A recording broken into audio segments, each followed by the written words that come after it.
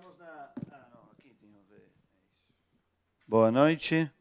Estamos na nossa segunda aula das rezas individuais dos autores de nossas rezas, o que gosto de chamar como as rezas íntimas, ou as rezas pessoais, ou as rezas alternativas, ou inclusive as rezas subversivas, de algum modo. São mesmo. Porque são as rezas que eles mesmos que escreveram as rezas resolveram não introduzi-las no Sidur.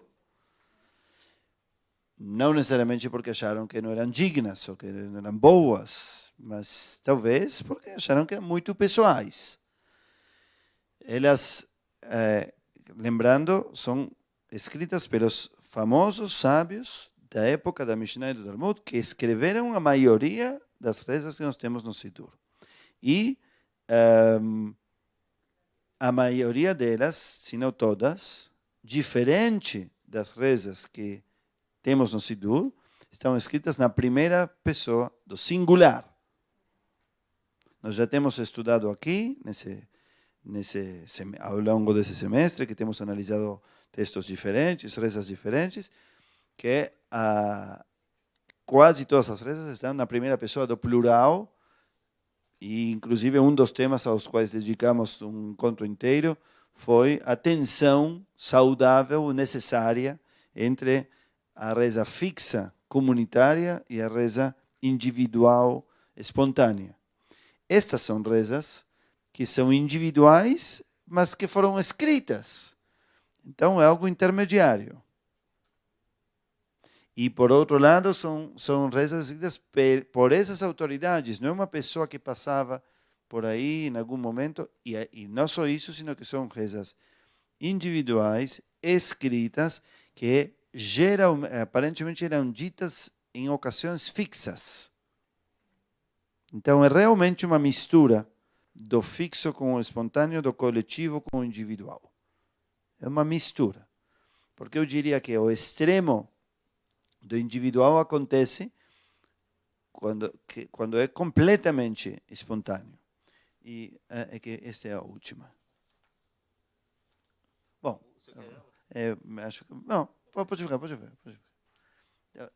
Talvez... Estou vendo que já estão faltando alguns textos. Quem pode compartilhar? Sim? Aí, aqui acho que você está faltando. Aí, André... Aqui acho que aqui pode pegar uma. Não. Fique com um. Pode aí acompanhar se quiser. Igual o hebraico, eu sei. Muito bem. Tenha. Por enquanto não está faltando. É o mesmo da outra vez, porque está. Não, para poder acompanhar agora. É só para... Mas tenha. Não tem problema. Não, sem problemas. Se precisar, então guardo um por si. Se alguém precisar, depois damos. Muito bem. Então... nós temos analisado a primeira e a segunda. Exatamente. Primeira e segunda. Então vamos agora à terceira linha. Sim? Aqui. Rabi Zeira. Batar de Mesayem Tzlotei. Quando ele terminava. Depois... Assim diz o texto. Depois de terminar sua reza, dizia. Lembramos que se refere, quando fala de reza, sem dizer qual reza, sem dizer dia, hora, nem nome da reza, a que se refere? A Amidah. Muito bem. A grande oração, que aparece no nosso Sidur como grande oração, alguns chamam isso de Shmone Esrei. Eu diria que a Amidah é o nome mais preciso. Shmone Esrei não é preciso porque muito pouco tempo foram 18 bênçãos. Shmone Esrei significa 18. E a reza são 19 rezas, 19 brachot nos dias da semana. Rosh Hashanah, Yom Kippur, Shabbat, já não são 18, são 7, por exemplo. Então, Amidah vem de La'amod, que significa estar em pé. E essa é talvez a forma mais correta de chamá-lo. Bom, então, Batar de Mesayem tzlotei, tzlotei em aramaico significa sua reza.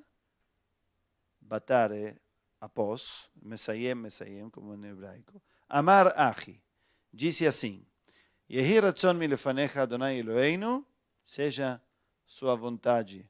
Ou, lembramos, já explicamos essa expressão de haja vontade diante de você. Já explicamos essa expressão, que é diferente de seja sua vontade. Existe a vontade. Inclusive, lembram que nós falamos da reza atribuída a Deus no final da aula passada. E aí diziam que ele dizia Yehi ratzon milefanai, haja vontade diante de mim. Ele mesmo, ela, Deus, reconheceria alguma vontade alheia, enfrentada a ele mesmo. Bom. Yehi ratzon milefanecha Adonai Eloheinu, nosso Deus, shelo necheta, velo nevosh, velo nikalem, meavoteinu. Este é mais simples. Esta podemos terminar assim rapidinho. Que não pequemos, que não nos envergonhemos e que não, bom, nikalem é parecido, ou que não nos anulemos de algum modo frente a nossos pais. Aqui haveria um detalhe. Nikalem poderia ser uma outra forma de expressar vergonha, ou pode ser uma espécie de acabar com nós mesmos, nos diminuirmos demais. Meavoteinu, a partir de nossos pais, aí poderíamos entender, a primeira leitura é diante deles, diante da imagem que temos deles, mas uma leitura um pouco mais psicoanalitizada, que não sejamos piores que eles, levar a consciência deles, que somos filhos e netos de Ieques, sabemos que isso pode ser bem pesado. De poloneses nem saber. Muito bem. Rabi Hia, Batar de Matzlei, aí já poderia ser um pouco diferente.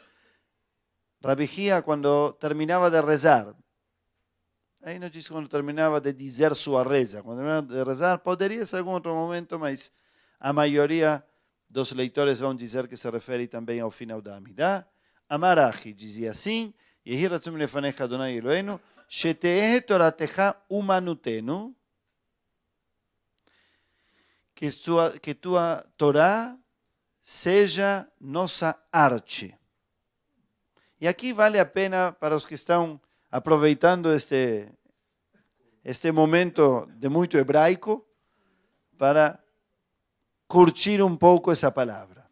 Sabem, em hebraico, a palavra arte se diz omanut. Umanut é o mesmo.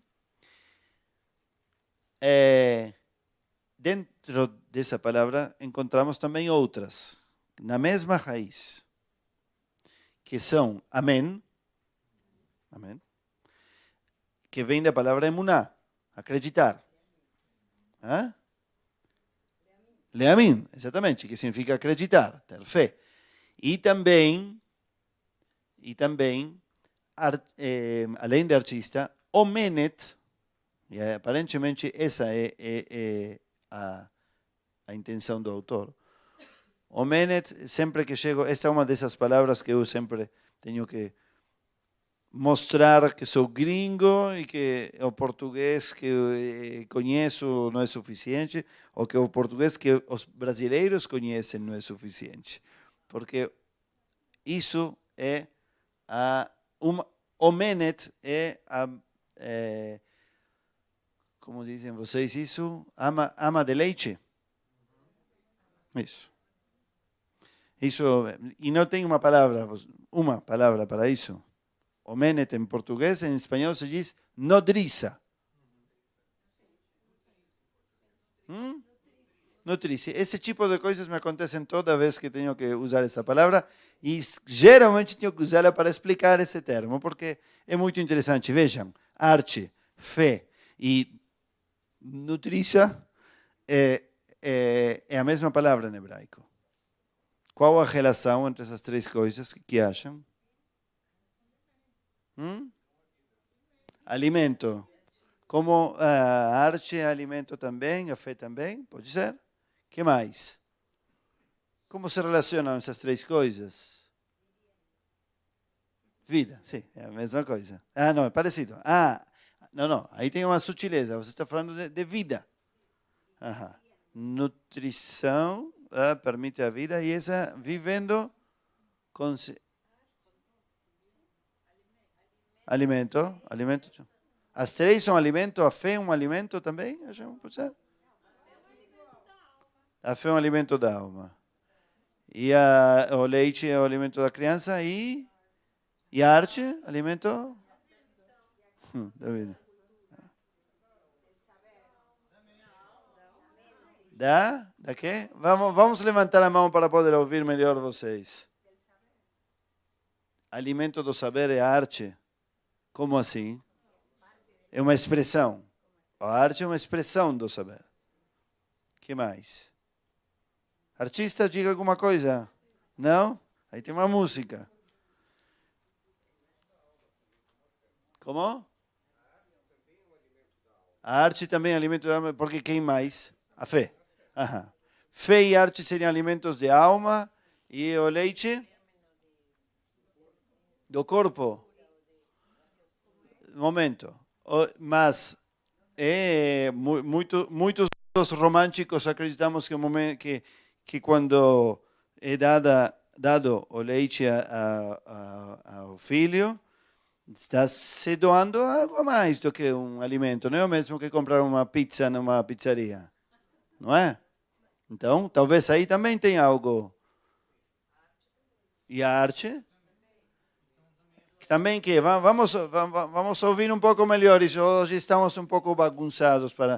Só lembrei dos ieques e agora já não consigo ouvir todos juntos. Estão vendo? Tadinhos os ieques. Só porque abandonaram o Mundial cedo, não devemos esquecê-los. Os ieques são os alemães. Explique. Por que a arte? A arte também é uma doação. As três seriam doações. Tá bom. Então, voltamos a explicar isso. Temos três palavras juntas: fé, arte e leite. E então, as três são alimento. As três estão vinculadas com a vida, estão dizendo vocês, e as três são doações. Muito bem, vamos entender isso um pouco mais. Como assim? O leite vem da mãe para o filho, está dando algo de si para ele. E a fé e a arte, o artista, entrega algo de si, de sua própria alma, ou entrega a alma dos outros para eles. Vocês sentiram alguma vez que observam, por exemplo, um quadro ou ouvem uma música e deixam em algum momento de pensar que terá querido dizer o artista e começam a sentir sua própria voz. Eu vejo aqui isto. E não me importa se ele viu também ou não. A música, mais ainda. A música, eu posso sentir um monte de coisas, independentemente do que sentiu o compositor. Inclusive, posso sentir coisas diferentes em momentos diferentes diante da mesma música. E são todas minhas. Então, é uma doação dinâmica. Eu não sou o artista doa alguma coisa, o artista às vezes doa o cliente a ele mesmo, de volta. Ou entrega o cliente, o receptor, enfim, a si próprio de um modo transformado. E a fé? Como a fé trabalha tudo isso? Diga. Eu acho que as três têm uma ligação com perpetuação. Isso já é uma outra palavra. Um segundo, já chegamos aí. Sobre a fé como doação, alguém tem algo para dizer? Você tem que dizer, você propôs isso e agora eu deixo aí, eu falo que a arte é doação. E a fé como é doação? Eu não sei, eu entendo leamento como acreditar, quer dizer, Ok, fé acreditar. mais forte ainda. É uma doação do ser humano para Deus? Para Deus, pode ser. Não é? Pode ser, é verdade. Eu vejo Porque, assim. porque se nós, nós damos uma chance a ele. Isso que estava dizendo, agora sim. Não entendi por que tanta inibição de repente. Agora entendi. Não, muito ousada. Eu pensei que estava dizendo que é um pouco como... não, como... Hã? Não, tem que falar aqui, senão ninguém ouve. A doação de Deus ao ser humano já está cantado em verso e prosa, quer dizer, mas eu acho que tem a outra doação, quer dizer, na fé ou na crença, tem a doação De quem acredita. de quem acredita. Claro, então, antes de entrar na questão da ousadia de dizer que nós doamos algo a Deus, acreditar, não necessariamente em Deus ou em que for, é uma doação, dar uma chance, dar um voto de confiança. Tenho confiança em você, estou doando algo. Me arrisco por você. Tenho expectativas, ilusões, sonhos, apoio você, espero de você. Tudo isso são doações também. É estranho, é um paradoxo, porque também é uma demanda. De algum modo, estou esperando que aconteça algo se não receber algo. A fé em alguém é uma conta. Agora, a fé em Deus, então, de repente, que pareceria algo muito submisso, dito desse modo, é o contrário. Quase até dava vergonha dizer, estou te dando uma chance, me mostre que merece ser Deus. Interessante. Muito bem. Então, e as três são também o quê? Dizia você? Mais uma interpretação? Perpetuação. O leite, amamentar, perpetua a vida, né? A família, a cultura. A cultura, uma vez que ela é estabelecida, ela se torna eterna, uma vez escrito, fica para sempre. Uma reza, ou um poema, ou uma música fica para sempre.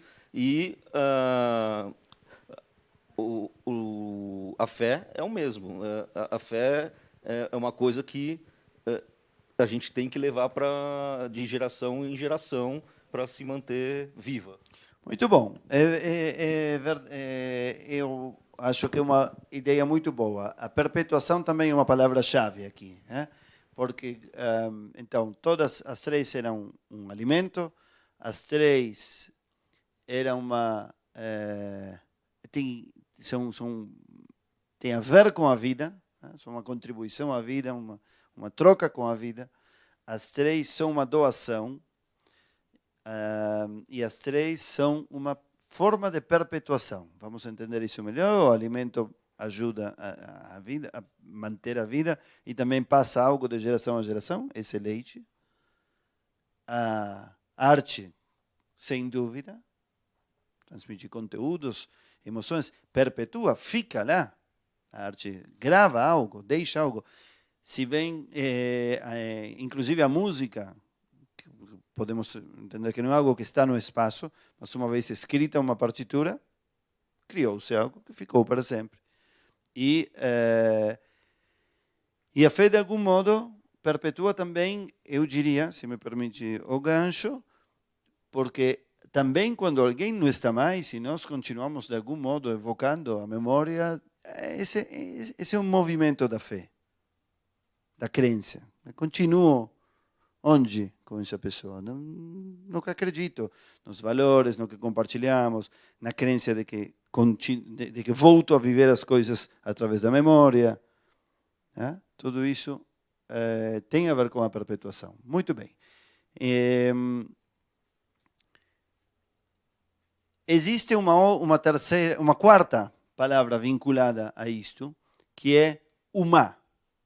Só umá, não umanut, umá.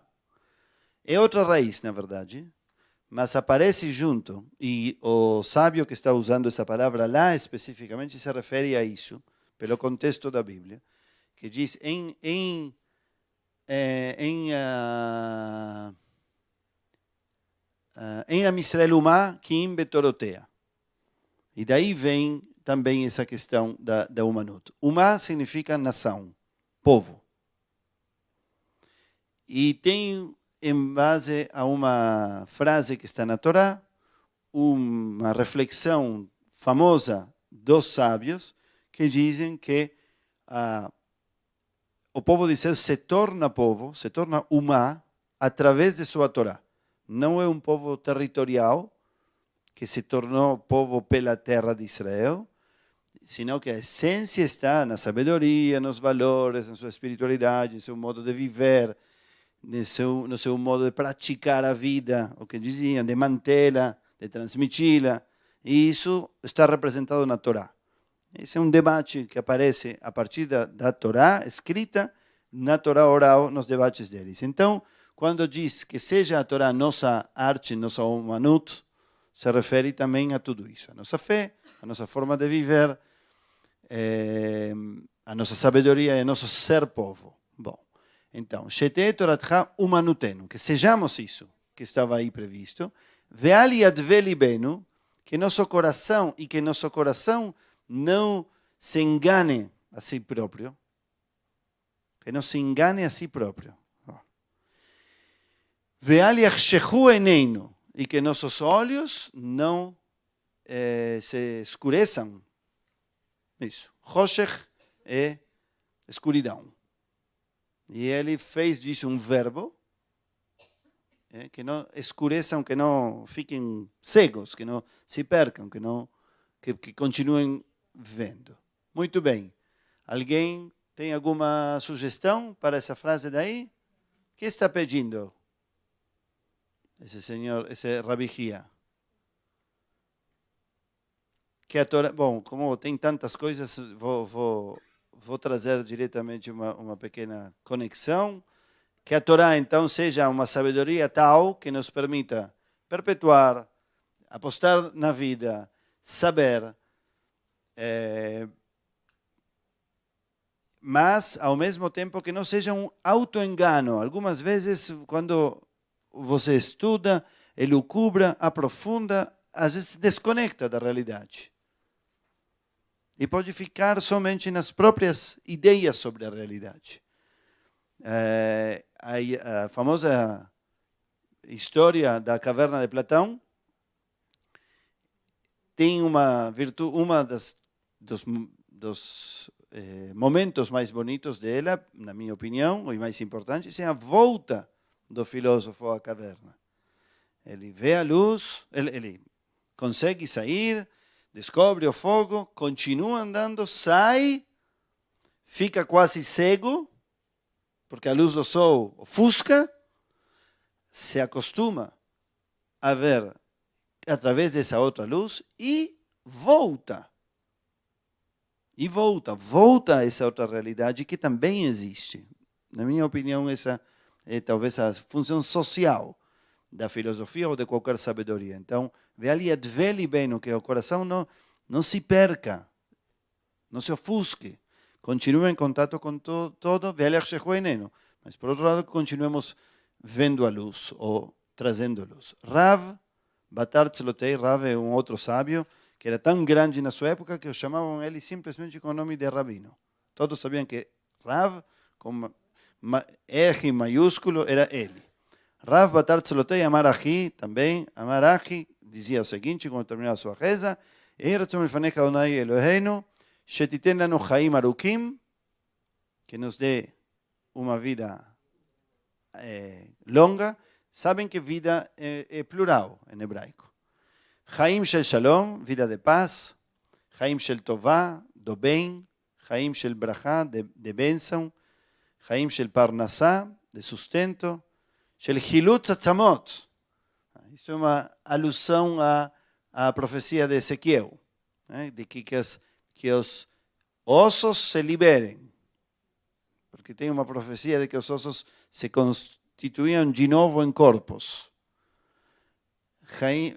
Ossos de pessoas falecidas, claro. Chaim sheish b'hem mirat chet, uma vida que inclui o temor diante do erro, do pecado, temer o erro.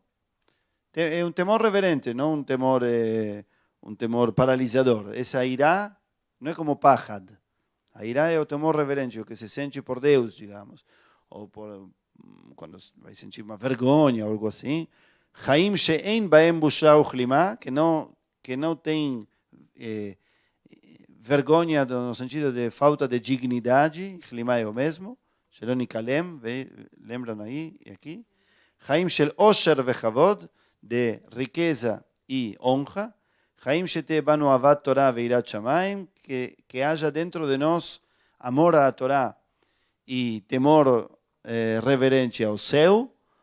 Chaim shetemale lanu et kol mishalot libeinu letová. E uma vida, e aí vem a cutucadinha humana dos sábios a Deus, que preencha todos os desejos de nosso coração pro bem.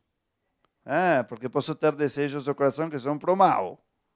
Mas esses bons desejos, você tem que cumpri-los todos. Vejam, esta bênção é um pouco diferente de todas as outras. Está em plural, para começar. E é bastante direta, é bem simples. E esta é talvez a única que entrou diretamente no Sidur. Esta reza sim está no Sidur, só que não é uma reza cotidiana, nem de todos os dias, nem de todas as semanas. Muito bem, Isis. Parabéns. Isso é da Birkat HaChodesh, na verdade. Quando aos sábados, temos que anunciar a chegada do novo mês. Sabem que aos sábados se diz, se anuncia que vai chegar o Rosh Chodesh. O sábado prévio a um começo de mês, tem uma reza especial que se acrescenta de manhã, que inclui esse parágrafo. Depois. Não. Está dentro da cerimônia que proclama que na terça, será Rosh Chodesh. É um ato que se faz no meio da reza. Então, antes de anunciá-lo, se pede para que naquele mês aconteça tudo isso. Muito bem, aí já tem uma razão para vir no mínimo uma vez por mês, um sábado de manhã, para ouvir essa reza. Agora já sabem quem é o autor. Muito bem. Rav. De Rav, os que estiveram no curso mais atrevido nosso, há alguns anos atrás, sobre erótica e sexualidade no Talmud, não só no Talmud, sim, nas fontes judaicas, Rav, não sei se alguém lembra quem estava aqui, Rav era o personagem mais interessante. Rav era aquele que quando ia dar uma palestra, dizia às vezes qual é a mulher que vai ficar comigo. E Rav era, isso temos analisado isso, não era só Rav, tinha também o outro, acho que é Rav Kahana.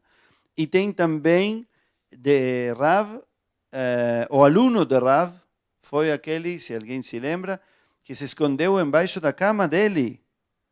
Dizia, eu aprendo de meu mestre tudo, também isto.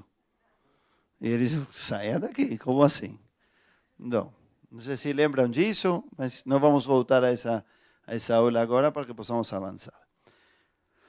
Rabi, esse também, se chamava simplesmente Rabi. Esse é Rabi Yehuda Nassi, o autor da Mishnah, nada menos. Batar Tzlotei, quando terminava a sua reza, Amar Achi, dizia o seguinte, e resume Fanecha Onai Eloheinu, Veloi Avoteinu, Shetatzilea, prestem atenção, isto é interessante. Shetatzilenu meazei panim, que nos salve. Azei panim, se não tivéssemos tanta nossa pretensão de compreender cada palavra, de onde vem e demais, a tradução seria dos arrogantes, dos prepotentes, dos que não têm vergonha, dito assim de um modo popular, é um sem vergonha. Então, esse é um azut panim. Agora, a expressão é os é força. E panim é rosto. Então, aquele que vem com um ímpeto exagerado. Isso. Eu não posso dizer isso, mas muito bem. Então, azei panim, então, isso está dito em forma de pessoas. Então, dois arrogantes ou dois cara de pau, ou dois prepotentes, dos que têm um ímpeto no rosto exagerado. Então, feito em plural, estão vendo? Azei panim. Aqui, azut panim. Esta é a condição, a atitude. Essa é a pessoa e esse é o adjetivo. Azut panim. Não, adjetivo, o substantivo. Digamos, o traço da personalidade. Esta é a pessoa, esse é o traço da personalidade. Me adam ra, de uma pessoa má, o me pega ra, e de uma... seria uma doença. Mi yetzer ra, não hara. Mi yetzer ra, de um mau impulso. Se fosse mi yetzer hara, então seria a alusão ao instinto do mal, que acho que já temos explicado muitas vezes aqui. O yetzer hara, o impulso do mal, tem diversas acepções, diversas definições. Temos falado disso, imagino, lembram? Sim. Rapidamente, uma teoria é que existe Yetzer Tov e Yetzer Ra, o impulso do bem e o impulso do mal. Outra diz que Yetzer Ra é somente, não é nada ruim, é a forma que usavam eles para chamar a sexualidade. Qualquer forma de sexualidade, melhor ou pior, boa ou ruim, o que for, chama Yetzer Ra. Tanto que, tão claro é que isso não tem nada de mal, que os próprios sábios que denominaram isso desse modo, dizem que se não fosse pelo Yetzer Ra, não existiria o mundo, os seres humanos não plantariam, por exemplo, não plantariam árvores, não teriam filhos e não construiriam casas. Ou seja, o mundo acabaria. E eu contei a vocês a história de que um dia queriam, tinha muitas desgraças, então pediram a Deus que entregue o Yetzer Ra. Não contei isso aqui? Sim, há pouco tempo, acho. E então então Deus entregou o Yetzer Ra, os sábios o colocaram na prisão, e então imediatamente a partir desse momento, o mundo era tão diferente que nem encontravam um ovo. Buscaram um ovo, não havia, porque teoricamente as galinhas não podiam colocar ovos, então nada existia. Diziam, o mundo vai sucumbir, vai acabar. Então dizemos, mas se vamos ter o Yetzer Ra também, e por que não pedimos a Deus meio Yetzer Ra? Um pouco sim, não muito. E aí eles mesmos dizem, porque assim não funciona, o céu não é meia boca. Essa expressão deles, meia boca. Não é assim que funciona, não funciona com metades de nada, a coisa é completa, intensa ou não. Então duvidam e dizem, então melhor o mundo com o Yetzer Ra que sem ele, e o liberam e todos respiram aliviados. Uma história do Talmud, um midrash talmúdico, não um midrash da literatura midrash, é um midrash talmúdico. Bom, então o Yetzer Ra e alguns dizem que o Yetzer Ra é essa parte do ser humano que não se conforma, que busca sempre mais, que vai além. Bom, mas tudo isso é Yetzer Hara, o Yetzer Ra. Aqui ele diz, mi Yetzer Ra, ou seja, de um mau impulso. Aí está claro que se refere a alguma parte menos boa, menos iluminada. Mechaver Ra, de um amigo malvado, ruim. Mishachen Ra, de um vizinho malvado. Misatan Amashchit, do Satã que destrói. Interessante que diz Satã que destrói. Talvez exista um outro que não destrói. Porque o Yetzer Ra e o Satã Satã, no livro de Jó, é quem permite toda a história, quem começa a história. Midin Kashe, de uma sentença dura, difícil, o Mibal Din Kashe, e de uma pessoa que tenha uma sentença dura. Agora que estou lendo isso, não sei já por qual vez, vejo pela primeira vez que talvez não se refere necessariamente à pessoa que recebeu uma má sentença, como àquele que dá a má sentença. Ben sheu ben brit, o ben sheino ben brit.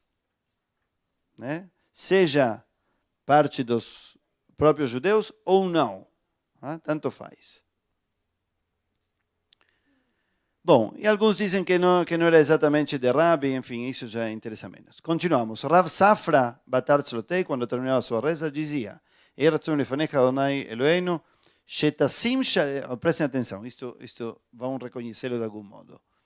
Shetassim Shalom Bafamalia Shel Mala, que coloque paz na família, de algum modo, ou na dimensão de cima. Famália é uma expressão que eles usavam para se referir ao que está em cima e o que está embaixo. A dimensão de cima, que pode ser Deus, os anjos, as forças, as energias. Famália Shelmala e Famália Shelmata. Da dimensão, da família, eu acho que é uma linda tradução, família Shelmala, que está em cima, que faça a paz, que coloque paz, Tassim Shalom. Bafamalia Shelmala, ou Bafamalia Shelmata, e a de baixo. Uvein Talmidim Auskim Betorateja, e entre os alunos que estudam tua Torá. Evidentemente, os que estudavam a Torá não necessariamente estavam em paz uns com outros, apesar de estudar a Torá. Podem imaginar? Não? Isso foi sarcástico, eu acho. Não deveriam, mas estavam na guerra às vezes. Nós temos também visto disputas entre rabinos, um acabava com o outro, morriam de forma trágica pela própria disputa. Ben oskim lishma, u ben oskim shelo lishma, ou seja, aqueles que se dedicam à Torá pela causa, pela própria Torá em si mesma, e aqueles que não. Vechol oskim shelo lishma, yehi ratzon sheyu oskim lishma. E todos os que se dedicam à Torá por outras razões alheias à própria Torá, à própria sabedoria, que passem algum dia a se dedicar a ela pela própria Torá. Bom, isso se requer um pouquinho de análise. Alguém quer comentar alguma coisa antes de que eu invada vocês com meus comentários? Ele dizia então que coloque a paz na família de cima e a de baixo, entre os alunos que se dedicam à Torá, os que se dedicam pela causa em si, e os que não, e aqueles que não, que se dediquem pela causa. Que opinam? Vamos que vocês são bons alunos e se dedicam pela causa. Vocês não têm nenhum outro interesse.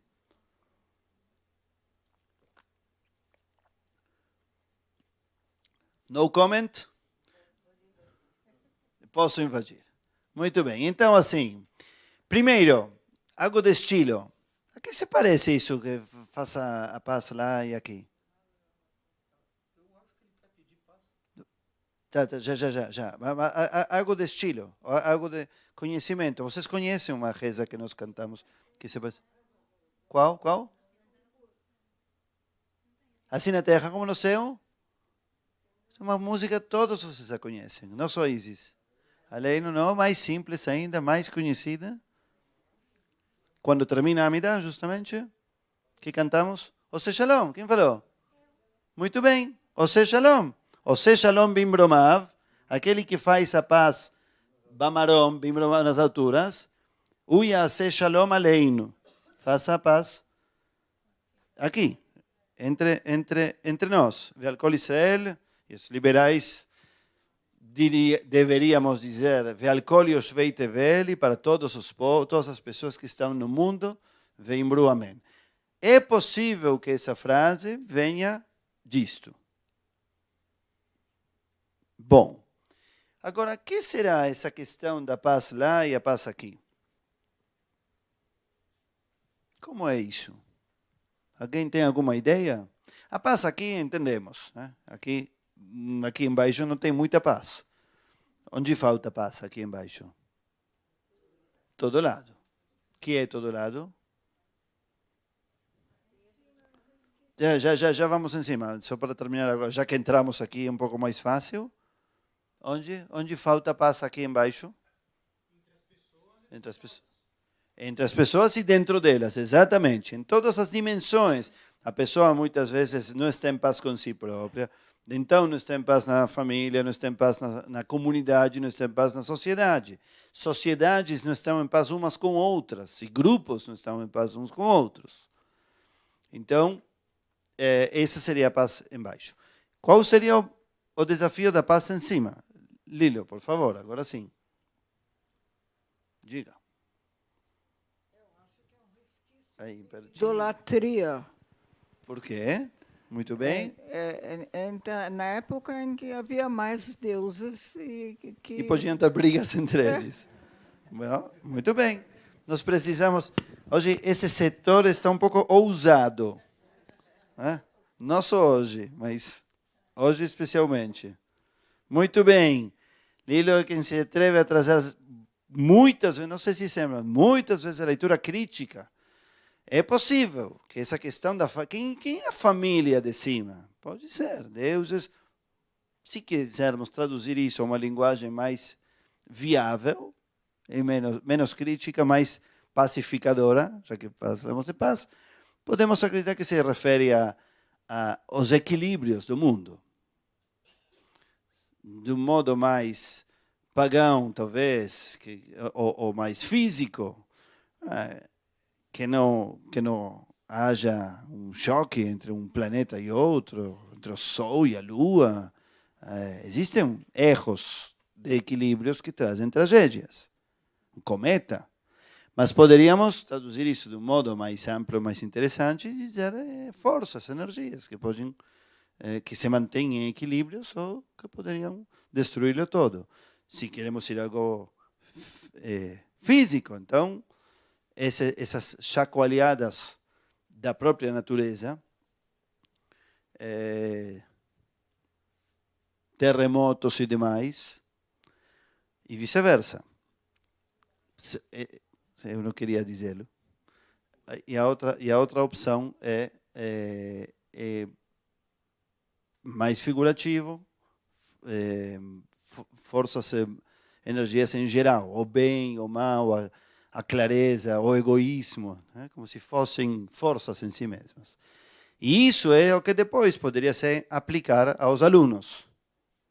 Porque uma energia e outra podem fazer com que eles fiquem mais possíveis, plausíveis de estudar a Torá pela própria causa ou de estudá-la por outras razões e acabar uns com outros.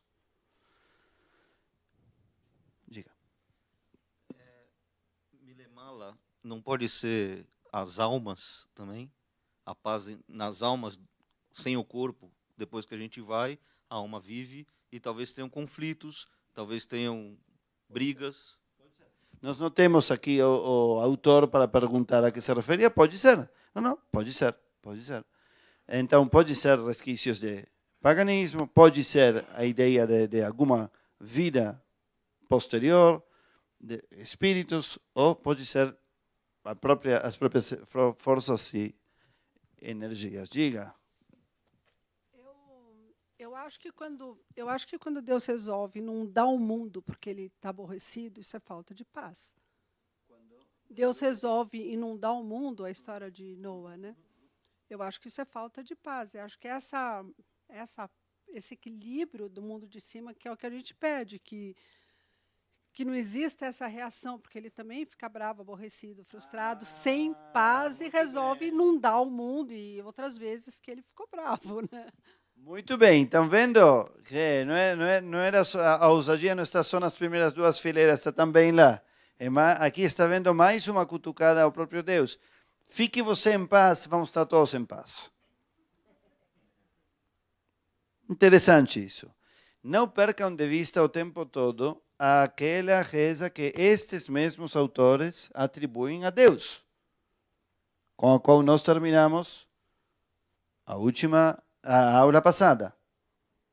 Porque nessa perspectiva, todas as partes malandrinhas que cutucariam indiretamente Deus se veem com muita mais luz.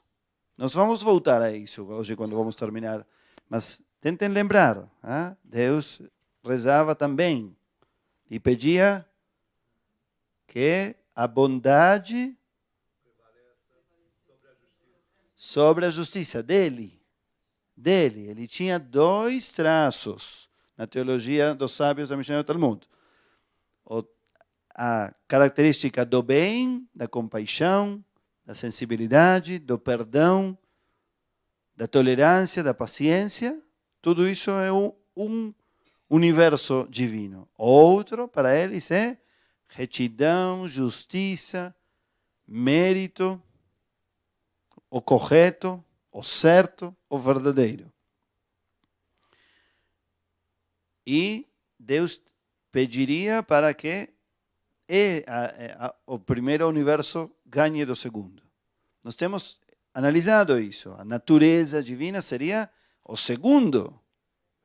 O segundo. Ele seria a verdade, seria a retidão, seria o correto, o certo. Não precisaria do outro, a não ser porque foi criado um mundo com humanos que não são perfeitos, onde não pode ir tudo só segundo o mérito. Então vai precisar de paciência, de bondade, de perdão, de sensibilidade. Essências que, no melhor dos casos, são potências divinas, mas não reais, até não se encontrar nessa situação. Ou talvez nem existem. Ele precisa desenvolvê-las para poder se relacionar com um outro, que somos todos nós. E daí aprendíamos que 2 coisas. Uma, que também nós precisamos para podermos nos relacionar com qualquer um, que não é nós sair de nós e adquirir outras características. E 2, que eles atribuem, inclusive, essa imperfeição ao próprio Deus. Então, também ele deve ter... Muito bem, diga.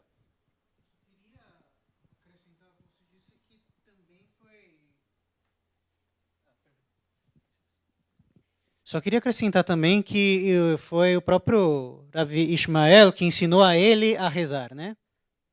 Essa oração. Nesse Midrash, muito bem. Muito tempo que não vinha, mas aproveitou o tempo para estudar. Bem feito. Muito bem. O Ismael, esse Midrash, uma das versões, não aquela que nós vemos aqui, aliás. Mas isso que entrega que você ouviu isso de algum outro modo. Mas existem diversas versões desse momento no qual os sábios atribuem a Deus uma reza. Uma dessas diz que Ismael, outra diz que é algum anjo que ensinou isso, e outra que ele mesmo reza assim, e outra que ele pede uma bênção, não sabe como se abençoar, e de onde receber uma bênção, e vem o Kohen Gadol, entra em Yom Kippur, encontra Deus sofrendo, e pergunta, que foi? Olhem, Yom Kippur, o Kohen Gadol, quase, Deus estava em jejum, Deus estava destruído, triste. E ao invés de ir ao Kohen Gadol em nome de toda a humanidade para espiar o mundo, encontra Deus precisando de algo. Isso só ousadia desses sábios. Então, ao invés de ir a pedir, vai ajudar. O que precisa? Me abençoe, meu filho. E aí perguntam ele se que bênção você falou para ele. Eu falei para ele conseguir que sua bondade se sobreponha à sua justiça. Uma bênção com uma mensagem. Mas nós aprendemos que as primeiras bênçãos que disseram pais a filhos, Jacó a seus filhos, eram todas com cutuca, com pendências. Que você consiga melhorar tal coisa. Tudo era assim. E o mesmo fazem com Deus. Agora, Shetasim Shalom Bafamília Shermala poderia ser isso mesmo. Que consiga você estar em paz.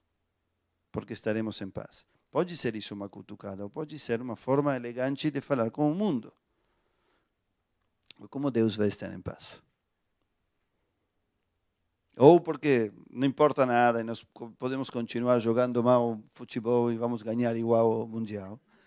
Ou porque realmente nos esforçamos para que as coisas não se tornem fúrias, raivas e brigas internas. Bom, os que estudam a Torá deveriam ser os que promovem esses equilíbrios. Se estudam a Torá e destroem tudo, alguma coisa está errada. Eles acreditam que não na Torá. Então, com certeza, no approach, no enfoque, no modo. No que fazem depois de estudar, no que fazem durante o estudo, ou no que fazem porque estudam, ou no que trouxe eles a estudar. E por isso vem a diferença entre se estudam pela própria Torá ou não. Então aí se dá volta tudo e começa de novo. Os que não estudam pela própria Torá, que consigam fazer isso por isso. Não para buscar prestígio, não para buscar poder, não para ficar melhor na foto, senão para desenvolver de verdade a si próprios e o que está do lado. Esses não vão brigar. E se vão brigar para honrar o céu. Lembram que existe a Machloket Leshem Shamayim e Shelo Leshem Shamayim. A disputa que traz honra ao céu e a disputa que não, que é destrutiva. Essa que traz honra ao céu, mesmo sendo uma disputa, traz paz. É uma paz inversa, que não começa lá em cima, começa dentro de nós e sobe para cima. Eu me permito dizer, agora, na perspectiva de anos, que se Art Green tem razão e o imanente e o transcendente são o mesmo, as coisas não estão lá e aqui, senão que é todo tudo é divino. A harmonia de cima, a harmonia de baixo é a mesma, é uma. Tudo é um. Para os místicos é assim, na verdade. As 10 sefirot estão em tudo. Não só porque estão em tudo, não porque são tudo ao mesmo tempo. Tudo tem também, tudo é divino também, tem desequilíbrios e equilíbrios, e quando consegue harmonia, tudo é harmonioso. Você não percebeu alguma vez que quando você se sente bem, vê tudo bem? Quando se sente mal, vê tudo mal? Alguns vão dizer, isso é muito egocentrismo, eu estou feliz, está tudo bem. Eu estou bem, isso é o único que conta. Se é visto assim, sim, se você não vê os problemas. Mas, se você traz um equilíbrio, uma energia, uma paz que contagia os outros, aí me parece que as coisas são diferentes. E dá a sensação de que disso se trata essa reza do Rav Safra, que, na minha opinião, deveria inspirar toda vez que cantamos o Shalom. Não, o Safra, vamos por outro caminho. Muito bem. Toda vez que cantamos o Shalom, me parece bem interessante pensar mais do que acima e abaixo, e o que Deus faria, tentar ver se podemos fazer com que achemos que tudo é divino e que tudo pode estar em paz, ou que só se tudo está em paz, então tem paz.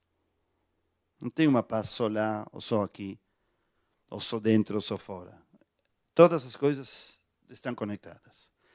Rabi Alexander, depois de sua reza, dizia: Yehi ratzon lefanecha Adonai Eloheinu, sheta'amidenu bekeren orá, ve'al ta'amidenu bekeren chashecha. Amidá, que significava amidá? Estar em pé. Então, que nos erga, de algum modo, que nos coloque erguidos, através ou frente ou por meio do raio da luz e não frente ou por meio do raio da escuridão. Veal itve libenu, de novo, essa expressão que já vemos antes, veal yachshehu enenu. Que não se engane nosso coração e não se escureça nossos olhos, que possamos enxergar com clareza. Aqui tem uma discussão de quem era essa reza, se era do próprio Rabi Alexander ou se era de Rav Amnuna, enfim. E aqui vem então a versão de algum deles que diz o seguinte: Ribona Olamim, Senhor, o dono, o governo do mundo. Galui veyadu alefanecha sheretzonenu לעשות רצונך. ומי מעכב שאור שבעיסה ושיעבוד מלכויות. יהי רצון לפניך שתצילנו מידם ונשוב לעשות חוקי רצונך בלבב שלם. Essa, se me permitem, eu vou ir rapidinho com essa me parece menos inspiradora. Podemos também aqui chegar mais longe, mas não perderia o pouco tempo que ficou. Senhor do mundo, é revelado e sabido diante de ti que nossa vontade é fazer tua vontade. E o que nos impede, o que nos obstaculiza, o mimi akev, sheor shebaisa. Seor shebaisa pode ser também. A imperfeição do trigo. Ou das... Shebaisa, qualquer um, sabem que do arroz, que pode ter. Joio?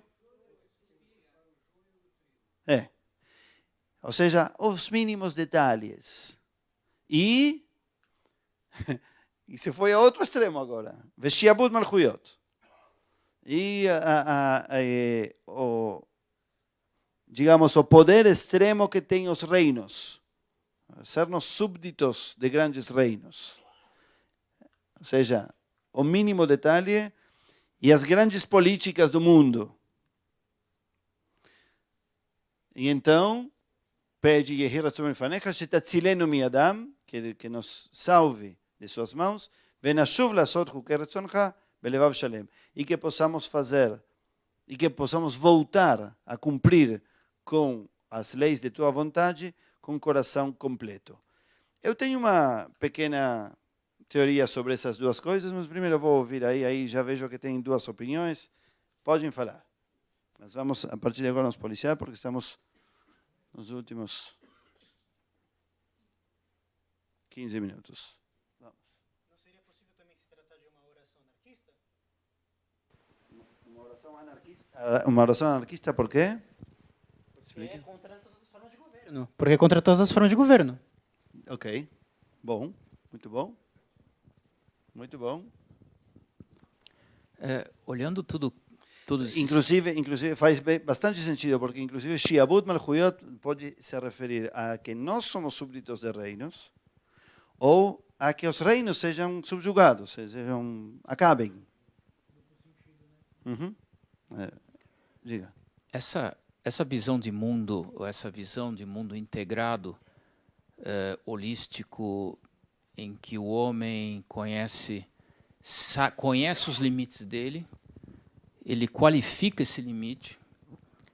E eu pergunto, esse tipo de estrutura de visão de mundo, no universo montado por esses sábios, seria impossível ter alguma revolução científica baseado nesse tipo de visão de mundo? Por quê? Eu pergunto, porque existe uma força tão agregadora em tudo que eles enxergam, que eu pergunto se um Descartes, mais tarde, era necessário para poder alavancar descobertas científicas, ou numa visão tão integrada do mundo seria possível entendê-lo ou descobri-lo sem ter que reparti-lo? Agora sim. A pergunta de André, se entendi bem, supõe que para que haja conhecimento científico precisa desgregar. Não? Que se está todo junto, poderíamos não conhecer em forma científica. Acho uma colocação também corajosa. Hoje estão se despedindo com garra, vários de vocês. Ou seja, vamos ampliar um pouco isso. Será que você precisa desmembrar, separar para objetivar? E quando a coisa é um objeto, então você pode conhecê-lo. Se todo é sujeito, se todo é eu estou o tempo todo comigo. Quando estou com todo, então talvez não existe conhecimento. Não? Essa é um pouco a premissa da pergunta. Não? Sim? Traduzir? É que você faltou uma vez e demais, e aí de repente pensei que perdi esse músculo de traduzir. Tradutor. Esse treinamento. Obrigado. Eu acho que é outro saber. Eu conheço, entendo a teoria de que você só conhece quando toma uma distância. Você é um sujeito, lá existe um objeto, então você pode conhecer. E para isso tem que desgregar. Se tudo está integrado, talvez... Então, daí viria a conclusão de que, então, se tudo está integrado, não haveria objeto-sujeito e quem conhece é quem? Se tudo é um. Não? Acho que o desafio é muito bom, mas é um desafio à teoria essa, de que só conheço quando objetivo e separo. Poderíamos pensar que não necessariamente, que existe a autoconsciência. E que talvez é o contrário. Talvez deveríamos mudar os paradigmas, essa era a palavra, exatamente. Mudar os paradigmas e dizer, não, talvez, os paradigmas de tudo. E dizer, não, talvez justamente o conhecimento consiste em reconhecer o sujeito em tudo, não o objeto. E se reconhecer em tudo. E daí concebo de outro modo. Igualmente, não tenho certeza de que o mundo deles e a visão deles era tão integrada como gostaríamos de pensar que tinha. Mas tinham, no mínimo, essa aspiração. Isso sim, eu acredito.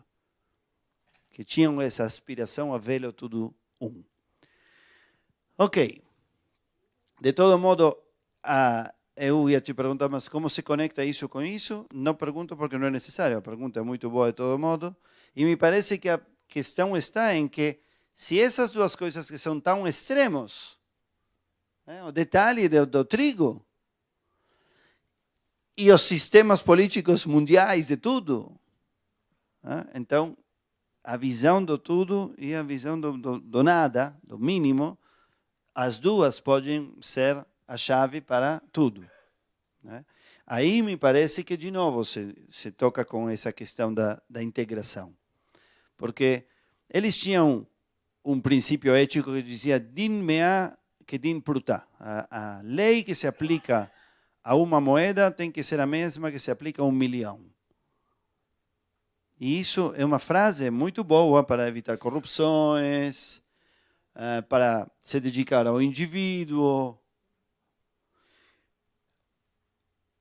Isso se parece com isto. Porque ele está dizendo que o que me impede de fazer o maior e o melhor que eu posso fazer, que tem a ver com o divino, se encontra no detalhe do grão de trigo, como no sistema político mundial.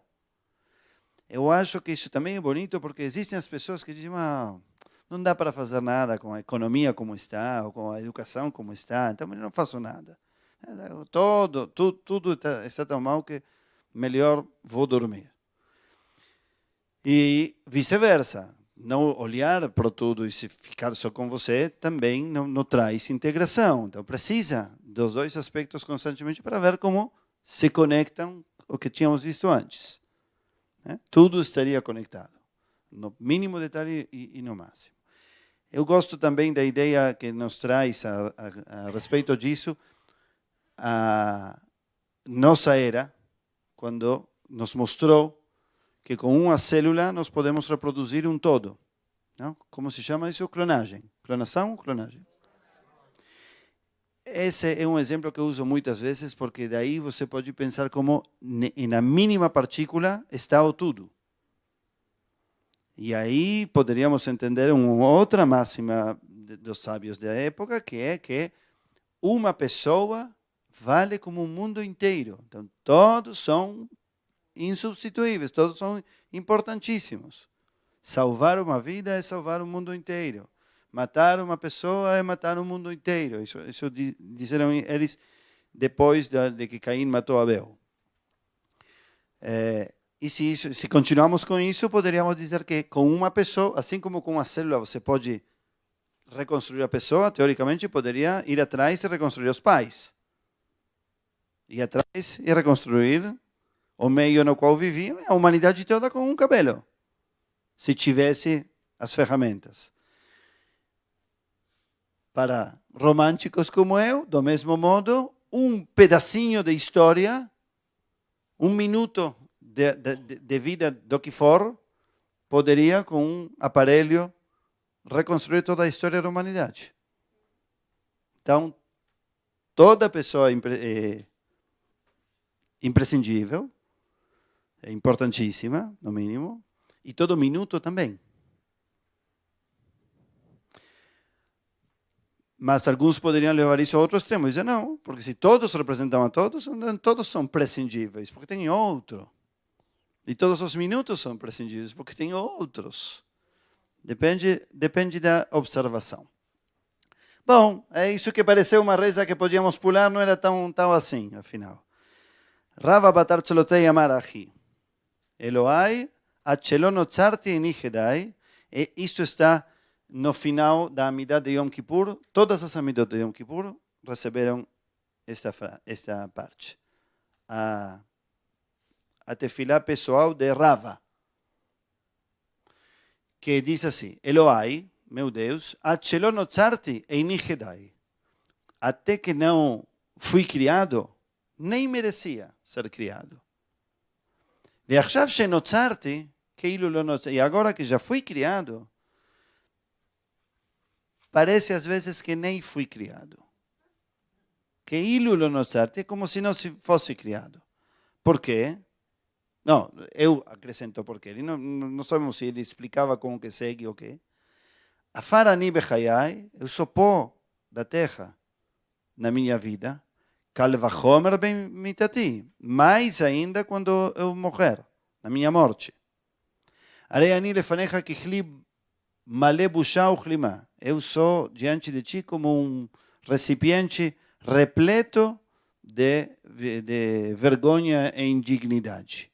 Yehi ratzon lefanecha Adonai Elohai shelo echeta od, seja, haja vontade diante de ti, que não, meu Deus, que não erre mais. E o que errei diante de ti, marek berrachamecha rabim, apague com sua misericórdia completa. Avaló lidei surim vecholaim reim, mas não por meio de sofrimentos e doenças. Vehainu vidui de Rav Amnuna, e essa é outra.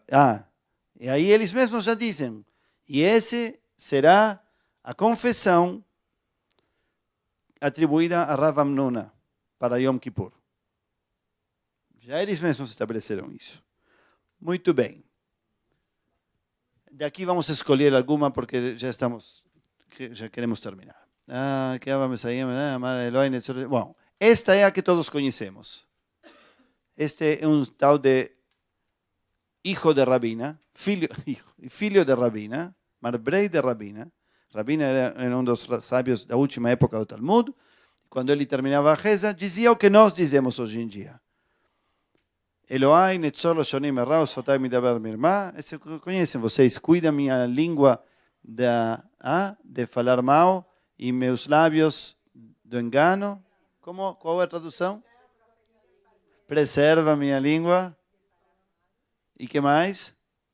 E meus lábios do engano. Que meu espírito fique passivo diante de todos os que possam me amaldiçoar e minha alma seja como pó para todos eles. Ptach libi betoratecha, abra meu coração a tua Torá, ubemitzvotecha tirdof nafshi, e que minha alma corra atrás de suas mitzvot. e continua com outra coisa. ותצילני מפגע רע, מיצר רע, מאישה רעה, מכל רעות המתרגשות לבוא לעולם. וכל החושבים עלי רעה, מהרה אפל עצתם וקרקר מחשבתם, יהיו לרצון עם בני פי והגיון ליבי לפניך, אדוני צורי וגואלי. Isso que cantamos. Yehú le razón em breve, essa frase é dele também. Mas, na verdade, essa frase está nos Salmos. Ele a trouxe aqui. Bom, sabem o que significa isso? Que me salve de novo de qualquer doença, do mau impulso, aqui sim é com maiúsculo, de uma má mulher, diz ele também. Não posso fazer censura, estou dizendo o que diz aqui. Apesar de que a maioria sejam mulheres. E de que não concorde com essa reza. Por que não diz de um mau homem? Por quê? Por quê? Machismo. Isso aí, é um homem que está pedindo. Se fosse uma mulher que escreveu isso, talvez diria de um mau homem. Aí salvou a pele. Muito bem. O Mikol Raot, a Mitrachot da Vole Olam, de qualquer maldade que venha ao mundo, e de todos os que pensarem alguma coisa má para mim, que seus desígnios se estraguem. Desígnios. E o oração em e haja vontade em tudo que diga minha boca e pense meu coração diante de ti, minha fonte. Eu gosto de Tsuri, não minha rocha. E meu Redentor. Bom, esse texto vocês conhecem. Basicamente, a ideia de cuidar a língua se baseia no Salmo 34, que diz que aquela pessoa que ama a vida é a que cuida a sua língua de falar mal. Minha Ishe Hafetz Chaim é uma música também muito bonita. Netzor leshoncha marau sfatecha medaber mirma. Essa expressão, exatamente, ele a pegou de lá. Amar a vida tem a ver com cuidar sua língua e seu pensamento, então começa com isso, depois diz, aqueles que fazem isso, primeiro que eu cuide a minha, segundo que aqueles que não cuidam deles, que não preservam deles, que eu saiba me cuidar deles, sendo indiferente, relevando, continuando. E por último, volta a que meu pensamento e a intenção do meu coração sejam dignas de minha fonte.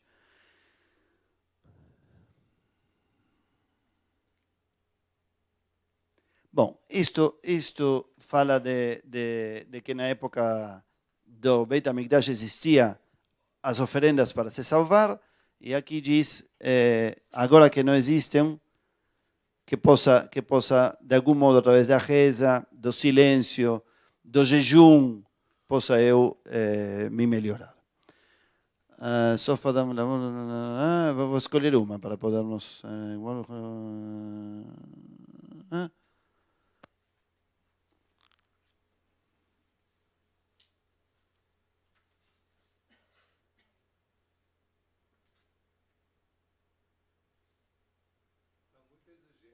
Esta. Eu vou ir à última. A última é que tem aqui justo esta versão é muito confusa, mas diz assim, a última. Eu pulei 3 que são boas, mas vão levar muito tempo para explicá-las agora aqui.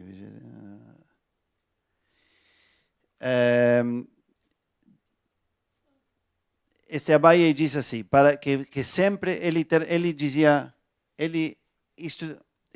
isso não quando terminava a Amida, senão quando se encontrava com um público. Dizia para si dentro, Leolam Yehe Adam Arum Beirá. E para sempre a pessoa se encontre, que esse Arum tem 2 sentidos. Pode ser nu ou pode ser astuto. No seu temor reverente a Deus. E depois diz assim, e sempre tenha uma resposta suave e quente,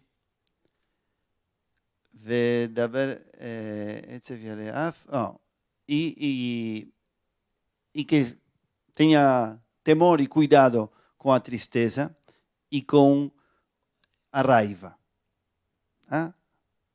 Então, que a pessoa seja nua, transparente no seu temor reverente a Deus, que responda sempre com suavidade e com calor, que seja cuidadoso com a tristeza e com a raiva, Umarbe Shalom Imechav, e que amplie, multiplique sua paz com seus irmãos, com seus próximos,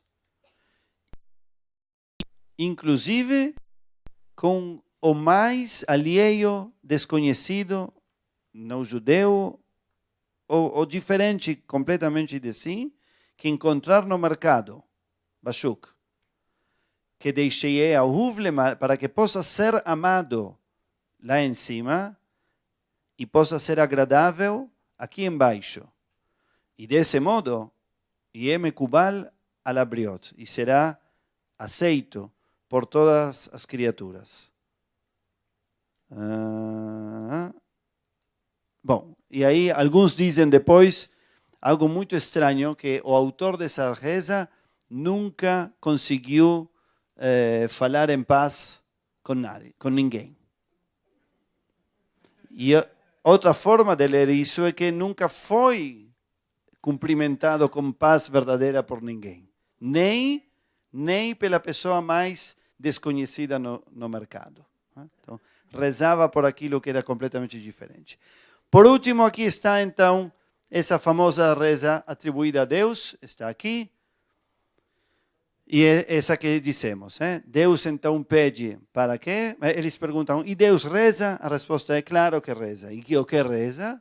Que possa fazer com que minha compaixão, minha bondade, meu lado bom, seja através do qual me relacione com os humanos.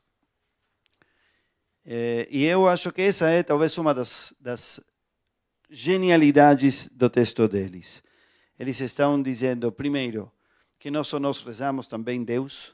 Já temos falado, se é melhor um Deus que precisa rezar ou um Deus que é perfeito e que talvez não se parece em nada conosco. Se Deus reza, talvez não é que está sendo personificado, sino que está sendo com todos nós. E por isso tem partes melhores e piores que também precisam lutar para se melhorar, como nós.